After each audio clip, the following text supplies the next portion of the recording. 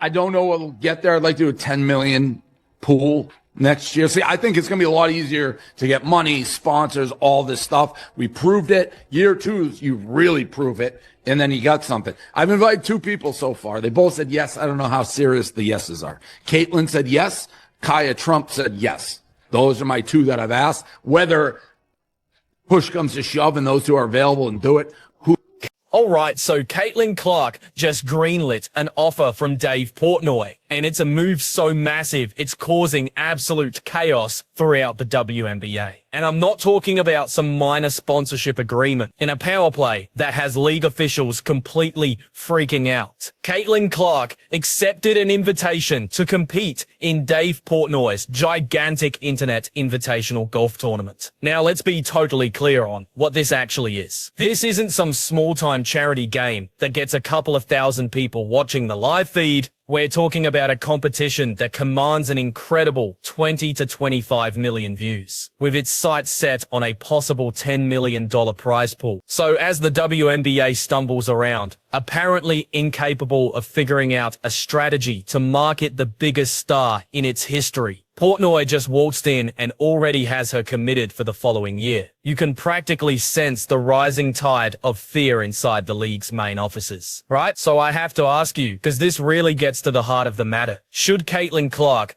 keep building her huge personal brand separate from basketball, or is it better for her to concentrate entirely on the WNBA? I'm curious to hear your genuine opinions down in the comments. Okay, let's really dig into what just happened, because the fallout from this decision is way bigger than a lot of people are even grasping. Dave Portnoy, who started Barstool Sports and is a person that truly couldn't care less about who he offends, has been aggressively turning his internet invitational into an absolute media powerhouse. This is not your dad's celebrity golf outing where a handful of well-known faces show up, hit the ball around for a bit, and then wrap things up for a good cause. Not even close. Portnoy made a strategic alliance with Bob Does Sports, a golf content creator with a ridiculously massive following. The 2 of them have created a spectacle that delivers the kind of viewership statistics that most professional sports organizations would kill for. You talked about if Caitlyn did her own league. Do you know anything about what you would want to see her do? You said you'd partner with her and give her $100 million. That's the biggest offer that she's gotten. if she would have let me be her agent, I would have in a second. And if she's like, I'll start a new league with you, I would get her whatever you want.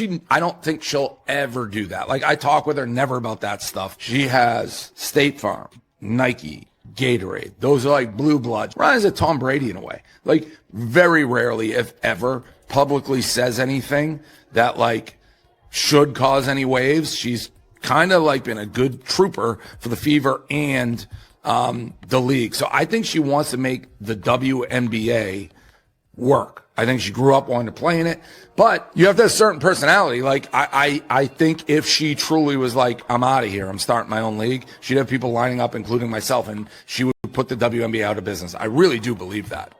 Who can say for sure? But when someone asked Portnoy directly about his strategy for the tournament next year, and if he was already looking to make it even larger, his response was immediate and full of self-assurance. Every single year, there wasn't any hesitation, no perhaps, no we'll see, just a definitive every year. And right after that, he delivered the huge news that likely had WNBA officials desperately scrambling for their medication. He let it slip that he's extended invitations to 2 individuals for next year's event. And amazingly, they have both already agreed, Caitlin Clark and Kaya Trump. Now, Portnoy was completely open about the situation. To his credit, he acknowledged that he's not sure how firm those agreements are at this moment, or if their jam-packed schedules will permit them to attend when the time comes. But this is the most important part to understand. The reality that Clark agreed at all reveals everything about her mindset regarding the development of her personal brand. The total prize money that Portnoy is aiming for next year is an astonishing $10 million.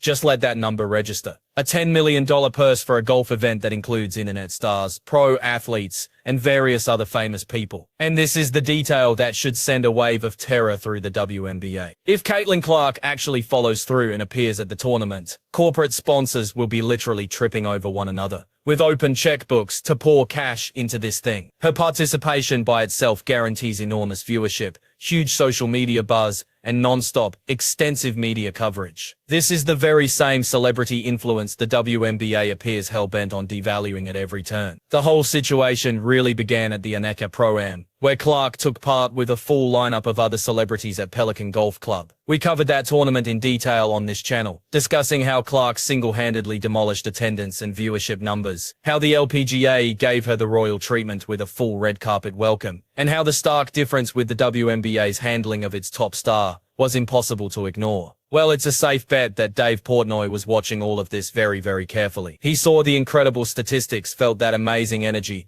and he moved with incredible speed to lock Clark in for his own event before anyone else could even try. I'm not concerned with what the league did a decade ago or 5 years ago. That's irrelevant, and it's irrelevant in any kind of deal. It's like, oh, well, we haven't turned a profit in 15 or 20 years. That is not important. What's important is right now, and you need to capitalize on it right now. That's the way it is. So you can't be sure because she's in the middle. And commissioners are always caught in the middle, and they will always bear the criticism that owners want to avoid, and nobody really knows the true financial figures. Like when it came out, well, the owners, it's all blended with the WNBA. I mean, the NBA, it is extremely difficult to determine exactly what they're earning or losing, and it serves the owners' purposes to keep the real numbers hidden if they are on the rise. But looking just at television viewership and all the media contracts, I published a piece when Caitlyn finalized her Nike contract. Like immediately I thought, this is the most foolish thing, I wish I represented her. She got a raw deal, and she really did. When you look at it in hindsight, considering her influence and when her signature shoe is released, we'll see the sales figures. They're paying Devin Booker, I believe, $40 million a year. Yeah, I think Caitlyn is getting something like 8, right? In what world is Devin Booker valued at $40 million annually, while Caitlyn is valued at 8? It's absurd. So the potential is there, it's all going up, and they are failing to seize the opportunity. And even the players have lost their trust in Kathy. The sheer brilliance of Dave Portnoy's method is his grasp of a core business concept that the WNBA seems utterly unable to comprehend. You don't sit back and wait for superstars to approach you. You go after them with aggression. Provide them with platforms that are genuinely on par with their massive worth, and you ensure they feel valued. The WNBA, conversely, has spent the last 2 years allowing Caitlyn Clark to be physically roughed up on the court, while giving her very little protection from the league and only half-hearted marketing efforts. In a complete turnaround, Portnoy observes her in a single golf competition, and his first thought is, I need her for my event next year. That single point illustrates the core difference between organizations that actually get modern stardom and those who just assume it will always be there. Now let's talk about Sophie Cunningham. Her participation adds a whole other compelling dimension to this entire situation. Sophie was a celebrity caddy at that very same Aneka Pro-Am, working with Lexi Thompson, and something fascinating occurred during the event.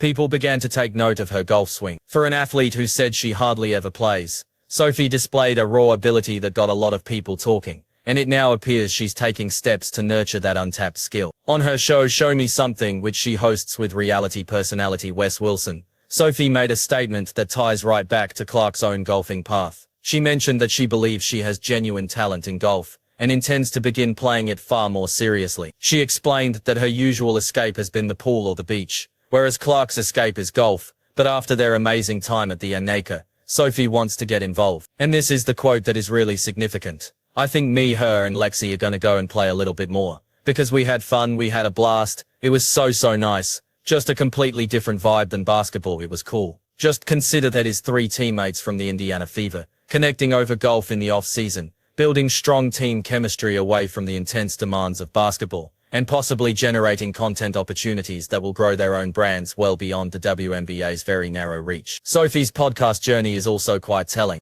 There were reportedly some significant talks about moving her show to Barstool Sports, where Portnoy could have easily integrated her into his expanding media conglomerate, but something related to her current contracts stopped that from happening. The show eventually landed on Colin Cowherd's network, The Volume. It's still a great platform, no doubt. But think for a second what might have happened if Sophie had joined Barstool. The crossover possibilities involving her show, Portnoy's golf event, and Clark's surging golf profile could have become something truly epic. The complex web connecting all these different elements demonstrates precisely how modern athlete brand development functions. It's not just about staying in your own sport and hoping your league will promote you effectively. It is about actively developing multiple income sources forging strategic partnerships in totally unrelated fields, and placing yourself right where fresh opportunities arise. Clark gets this on an intuitive level. Sophie is learning it as we speak,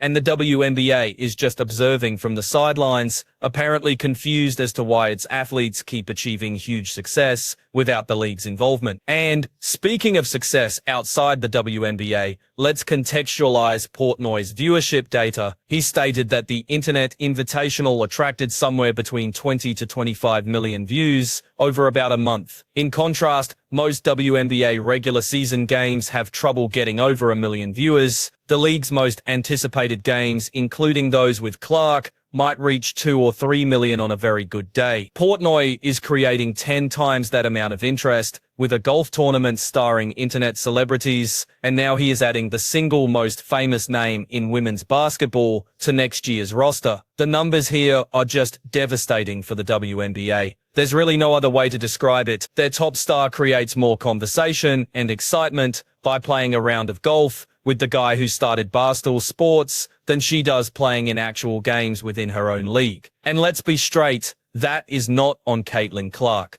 That is a marketing blunder of historic proportions. The WNBA had a generational once-in-a-lifetime talent fall right into its hands. An athlete who attracted record-setting attendance in college and brought an unprecedented level of interest to women's basketball. So how did they react? By allowing other players to physically assault her while the league's main office released feeble, ineffective statements about competitive spirit. At the same time, Dave Portnoy watches Clark in one golf event and immediately secures her for his competition. The LPGA sees her at a single pro-am and treats her like the prized asset she is. It feels as if every single entity outside the WNBA values Caitlin Clark more than the league she actually represents. That is deeply humiliating, and it should be a major concern for every WNBA official who says they are dedicated to the league's future success. Now, some might contend that Clark should concentrate solely on basketball during her playing days and leave all this brand development for after she retires. Those individuals have no clue how modern athletic careers actually function. The window for playing professionally is extremely brief. An injury can end a career in a moment.